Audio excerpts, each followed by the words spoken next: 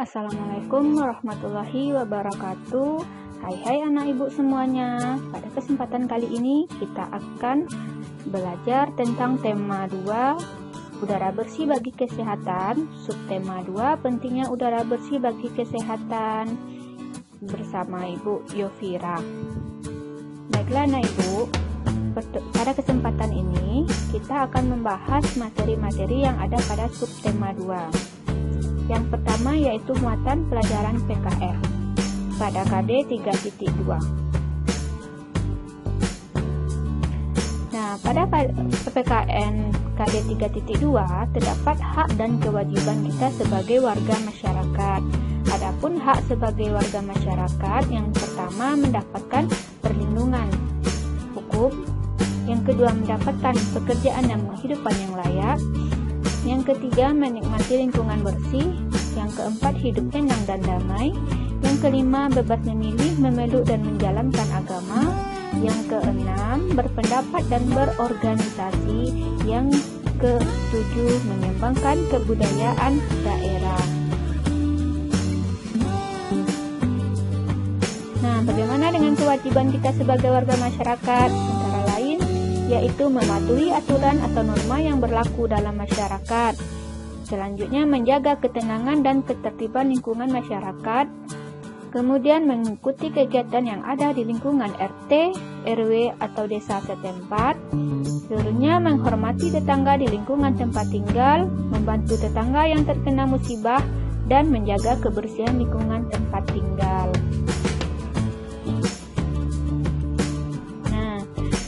Apa yang disebut dengan tanggung jawab? Tanggung jawab itu adalah kesadaran manusia akan tingkah laku atau perbuatannya yang disengaja maupun tidak disengaja. Nah, bagaimana ciri-ciri anak yang bertanggung jawab? Yaitu melaksanakan tugas dan kewajibannya dengan sadar dan sungguh-sungguh. Nah, tanggung jawab kita sebagai warga masyarakat yaitu antara lain bisa dengan mengikuti musyawarah. Musyawarah itu adalah mengambil keputusan secara bersama-sama. Nah, ciri-ciri dari musyawarah itu yaitu dilakukan oleh lebih dari satu orang, semua memiliki kedudukan yang sama, kemudian semua orang boleh menyampaikan pendapatnya. Nilai-nilai yang mendasari sebuah musyawarah yaitu nilai kebersamaan, nilai kebebasan mengungkapkan pendapat, kemudian nilai jiwa besar serta lapang dada melaksanakan hasil keputusan dengan rasa penuh tanggung jawab, kemudian nilai menghargai pendapat orang lain. Bagaimana cara kita mengeluarkan pendapat dalam sebuah musyawarah? Yang pertama yang kita lakukan adalah mengacungkan tangan sebagai tanda izin berbicara. Yang kedua, berbicara setelah dipersilakan oleh moderatornya. Yang ketiga, kalau ada yang berbicara menunggu sampai pembicaraan selesai. Seterusnya bersikap sopan dan menggunakan suara yang cukup jelas. Nah, sikap kita dalam bermusyawarah bagaimana? Yang pertama yaitu menghargai dan menghormati pendapat orang lain, kemudian tidak memaksakan kehendak kepada orang lain, tidak boleh mencela pendapat orang lain, dan tidak boleh memotong pembicaraan orang lain. Nah, kita lanjut kepada muatan pelajaran bahasa Indonesia. Anak-anak, pada muatan pelajaran bahasa Indonesia ini kita belajar tentang mencari informasi dengan menggunakan kata tanya. Apa, di mana, kapan, siapa, mengapa, bagaimana, dan berapa. Untuk menyusun sebuah pertanyaan yang baik dan benar dalam bahasa Indonesia, kita menggunakan kata tanya yang disingkat dengan adiksimba. Nah, seterusnya di akhir kalimat pertanyaan diberi tanda tanya. Nah, kata tanya itu bagaimana mencari arah jawabannya? Kalau kata tanyanya menggunakan apa, maka arah jawabannya nanti nama-nama benda, sebab, akibat, judul, dan tema. Contohnya misalnya apa yang dimaksud dengan bernafas. Yang kedua, kata tanya di mana. Kata tanya di mana, arah jawabannya kita bisa menentukan tempat atau latar. Contohnya, di mana rumahmu? Kemudian kata tanya kapan. Itu arah jawabannya nanti waktu kejadian suatu peristiwa. Contoh pertanyaannya, kapan kejadian itu terjadi? Kemudian kata tanya mengapa. Kata tanya mengapa, arah jawabannya adalah orang, tokoh utama atau tokoh pendukung. Kemudian kata tanya mengapa, arah jawabannya alasan suatu masalah dalam teks. Kemudian bagaimana? Bagaimana itu arah jawabannya itu cara membuat proses urutan pendapat atau sikap. Seterusnya yang berapa, arah jawabannya itu jumlah atau banyak benda. Nah, anak-anak, untuk mendapatkan informasi dari sebuah teks non-fiksi, kita menggunakan cara, yaitu yang pertama dengan mengamati judul dari teks non-fiksi tersebut. Yang kedua dengan menggunakan adik simba atau 5W1H yang menggunakan kata tanya what, where, when, how. Kemudian dengan menemukan kalimat utama pada paragraf pertama non-fiksi, teks non-fiksi. Nah, kita lanjutkan pada muatan pembelajaran IPA. Nah, pada subtema 1 kita sudah belajar tentang organ-organ pernapasan hewan dan manusia. Sekarang kita perhatikan faktor-faktor penyebab gangguan pernapasan. Yang pertama yaitu faktor fisik. Faktor fisik ini contohnya adanya kelainan pada organ pernapasan yang disebabkan misalnya bayi yang terlahir dini atau prematur atau belum sempurna sehingga mereka memerlukan alat bantuan pernapasan. Yang kedua faktor penyakit. Faktor penyakit contohnya misalnya terkena influenza, asma, bronkitis, emfisema, dan kanker paru-paru.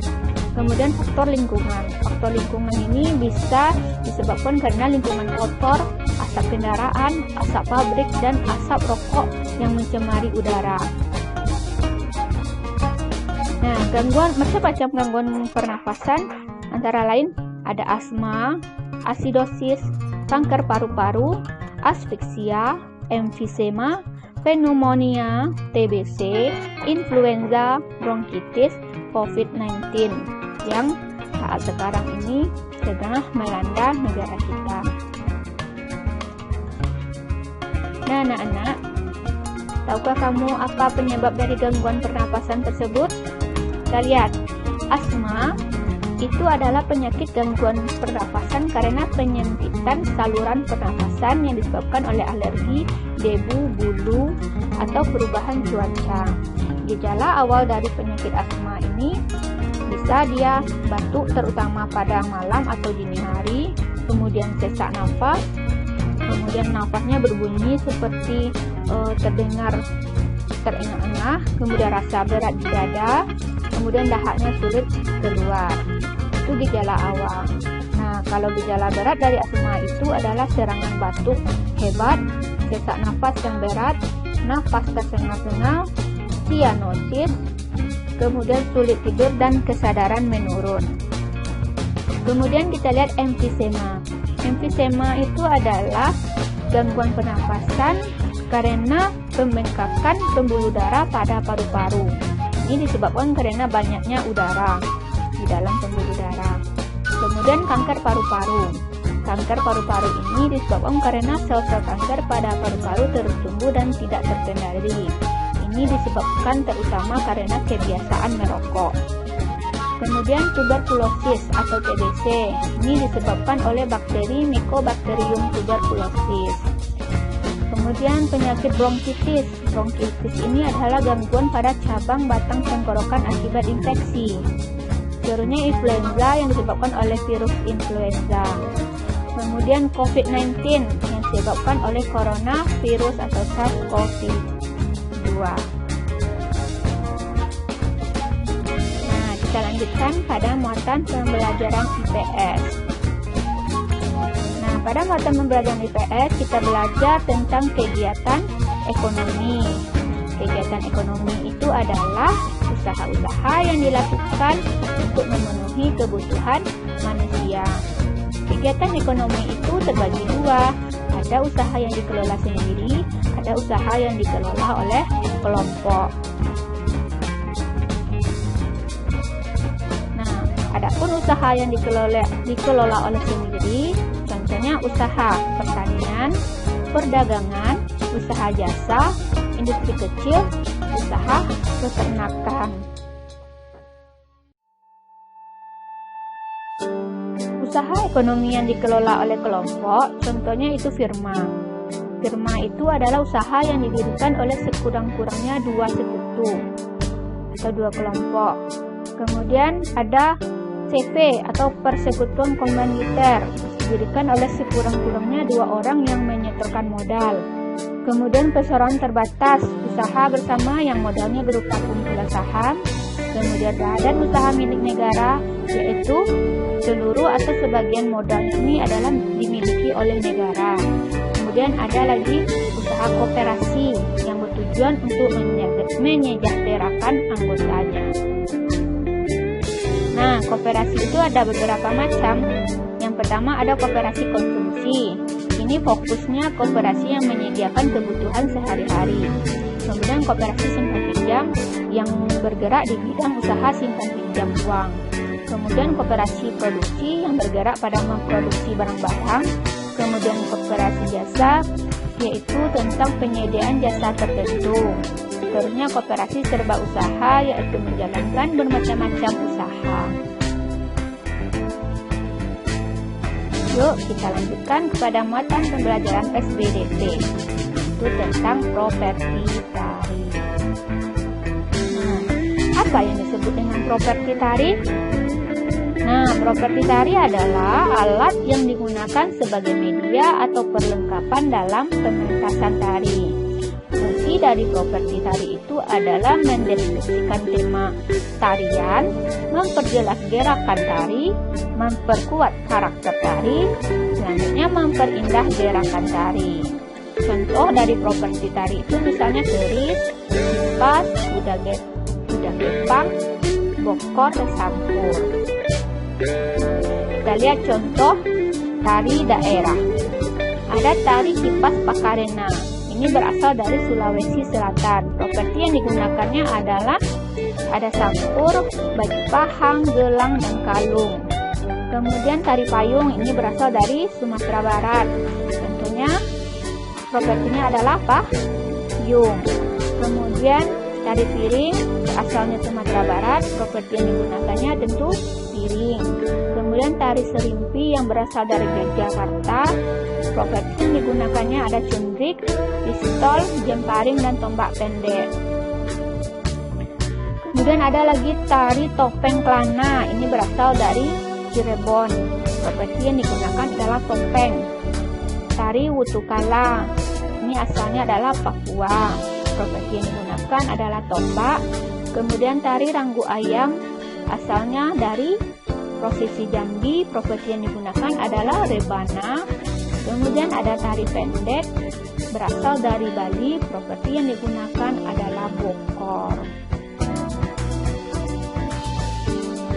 Nah, pada saat kita akan memperagakan karya tari, kita harus mempersiapkan terlebih dahulu segala sesuatunya. Yang pertama yaitu menentukan dulu bentuk karya tari, kemudian memilih karya tari. Yang ketiga, kita tentukan dulu jumlah penari. Yang keempat, memilih properti tari. Yang kelima, menentukan iringan tari. Yang keenam, memilih busana tari. Nah, anak-anak ibu, jangan pernah berhenti belajar karena hidup tak pernah berhenti mengajarkan. Sampai di sini dulu materi kita untuk subtema 2. Sampai jumpa. Terima kasih. Assalamualaikum warahmatullahi wabarakatuh.